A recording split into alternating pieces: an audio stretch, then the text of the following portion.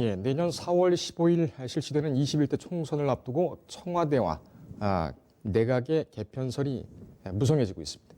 일단 이낙연 국무총리와 유은혜 사회부총리 겸 교육부 장관, 김현미 국토교통부 장관의 총선 출마 가능성이 큽니다.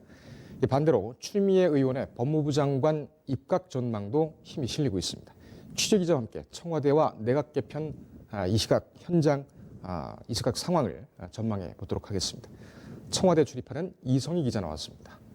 자, 이 기자. 지금쯤이면은 통상 보게 되면은 총선을 앞두고 내각이 개편이 되고 또 청와대의 비서진도 개편이 됐죠. 근데 이번은 좀 빠르다는 느낌이 듭니다. 어떻게 보십니까? 이게 그다지 빠른 건 아닙니다. 일단은 공직선거법상 선거 90일 전에는 이게 좀 돼야 하는데 네. 그게 1월 16일 정도, 1월 16일입니다, 내년.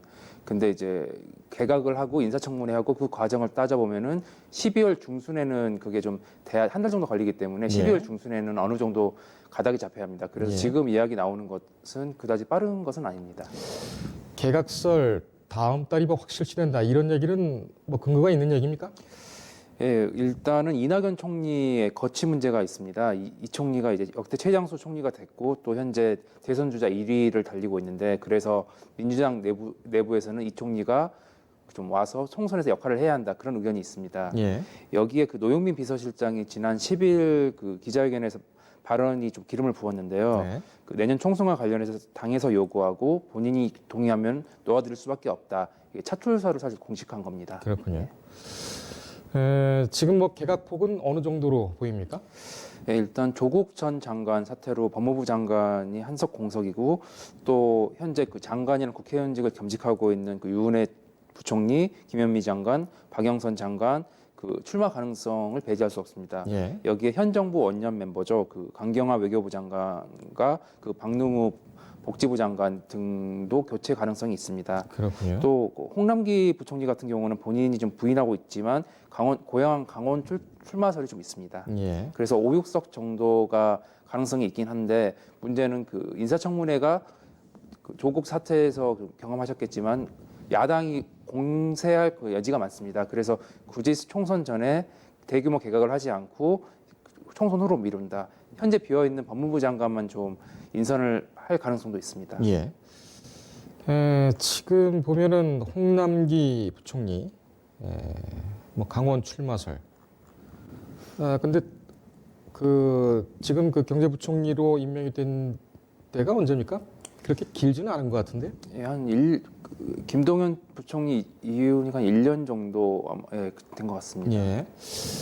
그리고 어제 저도 좀 취재를 해보니까 법무부 장관의 추미애 의원 얘기가 좀 상당히 많이 나오고 있는 것 같습니다. 이 기자가 볼 때는 어떻습니까? 사실 추미애 의원의 정치적 몸집을 생각하면 법무부 장관은 사실 어울리지 않는 자리입니다. 추 의원은 더불어민주당 전 대표를 했었고 또 여성 최초로 5선 지역구 의원입니다. 예. 그래서 사실 국회의장이 돼도 이상하지 않을 정도의 스펙을 가진 분이고 또 총리급을 받으면 받았지 장관급은 좀 약한 편이죠. 그런데 이제 추 의원 같은 경우는 워낙 문재인 정부의 최현안 중에 하나가 검찰 사법개혁인데 예. 추 의원이 된다면은 아마 거기 확실히 끌고 갈 수 있고 만약 거기서 좀 성과를 확실히 낸다면은 대선 주자로도 올라설 수 있기 때문에 아마 고민이 좀 될 것 같습니다. 그렇군요. 처음에 지금 2년 정도 이 정부 임기가 나왔다고 보면은 법무부 장관 한 1년 그리고 나머지는 국회의장이라든지 그렇게 볼 수도 있을까요? 이번에 만약 장관직을 되면 이제 국회에 복귀 안 한다는 뜻이 됩니다. 내년 뜻이군요. 총선하고 또 그게 되기 그렇게 때문에. 되는군요. 예. 그래서 국회의장은 어렵게 되는 거죠. 국회의장은 어렵게 되고 예. 대신 총리는 가능하겠죠? 예, 이론상으로. 그거야 장관직을 해서 그렇게 할 수는 있을 것 같습니다. 예. 하반기에 이 내각이 어떻게 구성이 될 것인지도 관심이군요. 무엇보다도 본인의 의사가 아무래도 중요하겠죠? 예, 그렇죠. 예, 알겠습니다. 중폭 개각이 지금 전망이 된다면 탕평내각 가능성 얼마나 보입니까? 사실 청와대가 지난해 6.13 지방선거 대승 이후에 야당 의원들한테 접촉해가지고 좀 제의를 했다고 합니다. 다만 예. 그쪽에서 수용을 안 해가지고 안 됐고 청와대에서는 계속 노력할 의지를 보이고 있습니다. 예. 다만 현재 그 임기 후반기에 들어섰기 때문에 성과가 필요한 상황입니다. 그래서 협치보다는 좀 철학과 마음이 맞는 사람들끼리 성과를 내는 게 좀 시급한 편이고 예. 또 총선이 좀 가까워지다 보니까 야당에서도 약간 정치적 의도를 갖고 정략적으로 오는 거 아니냐 좀 그런 생각이 좀 있기 때문에 네. 쉽진 않을 것 같습니다. 야권에서 뭐 보통 중진이나 아니면은 뭐 신진 의원들 중에도 뭐 유능한 사람이라면 입각이나 청와대에 들어와달라는 부탁을 받을 수가 있겠죠. 예. 그렇다면은 이 야당 입장에서 그런 의원들이 그런 입각 제의를 받은 의원들 같은 경우에는 어떻습니까? 본인의 철학에 의해서 판단을 하고 결정을 합니까? 아니면은 당론이라든지 뭐 이것에 따라서 좀 영향을 받습니까? 당론 영향을 많이 받는 걸로 알고 있습니다. 그 의원들과 개인적으로 장관을 역임한 의원들을 좀 개인적으로 만나보면은 장관직이 분명히 좋긴 한데 계속 할 수 있는 것은 아니다. 다만 의원직은 더 오래 할 수 있고 뭐 그쪽이 더 맞다. 좀 그런 게 있습니다. 그래서 장관을 다들 원하는데 다만 장관에서 계속 있을 수 없다는 걸 알고 있기 때문에 결국은 의원직을 더 무게에 두게 됩니다. 예. 지금 뭐 얘기 나온 김에 그 뭐 박영선 중기부 장관 뭐 총선 출마 이 얘기도 좀 있습니다. 그 박 장관은 사실 출마보다는 불출마 가능성이 높습니다. 일단 중기벤처부 장관이 된 지 얼마 안 됐고 본인의 꿈이 서울시장 쪽에 있다는 이야기가 좀 있기 때문에 예. 사실 중기벤처부 그쪽에서 성과를 내고 서울시장에 출마하지 않을까 좀 그럴 가능성이 있어 보입니다. 서울시장이요. 예. 그렇게 되면은 박원순 지금 시장이 뭐 대선에 나오게 되는 그런 그림으로 갈 수가 있겠네요. 어차피 박원순 시장은 3선을 했기 때문에 다음 시장직은 안 되고 이제 예. 문재인 정부가 끝날 때쯤 이제 지방선거가 있기 때문에 거기서 도전이 가능할 것 같습니다. 그렇군요. 정경도 국방부 장관 총선 얘기도 나옵니까? 예, 일단은 뭐 장관들의 경우는 본인들의 의지는 명확히 밝힌 사람들은 없습니다. 다만 당이나 정치권에서 나오는 이야기인데 그분들의 고향이라든지 약간 보수적인 성향 지역에서는 그런 장차관급 인사들이 출마를 한다면은 가능성이 좀 있기 때문에 그런 함화평이 도는 것입니다. 이제 예. 그분이 직접 뭐랄까 출마 의지를 밝혔다 그런 것은 좀 아닙니다. 강경화 외교장관 얘기도 오늘 뭐 주간에 나왔습니다만 청와대는 부인을 했고 본인도 부인을 했죠. 예. 근데 부인으로 끝날 것 같습니까? 어떻게 봅니까?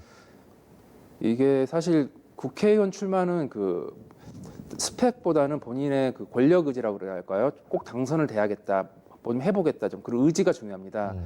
정치인 출신들은 그런 게 좀 있는데 이제 예. 관료 출신들은 그런 것보다는 가능성이라든지 좀 그런 거를 좀 보기 때문에 이거는 정말 본인이 아닌 이상 어떻게 판단하기는 어려운 문제입니다. 예, 알겠습니다. 청와대 비서진 개편은 그동안까지 뭐 이렇게 뚜렷하게 있지는 않았습니다. 뭐 민정수석 그리고 뭐 정무수석, 경제수석 뭐 이 정도. 청와대도 이번에 좀 개편이 됩니까? 임기 후반기에 들어서 분위기 쇄신 차원에서라도 좀 진행할 가능성이 있어 보입니다. 특히 지금 주목되는 게 윤건영 국정기획상황실장 출마설이 좀 나오고 있는데 예. 윤 실장의 경우 문재인 대통령의 최측근으로 불리는 인사입니다. 근데 보면은 구로울 박영선 장관의 지역구인 구로울에 나올 수 있다. 아니면 문 대통령이 사저가 있는 경남 양산을에 나올 수 있다. 뭐 그런 이야기가 나오고 있는데 예.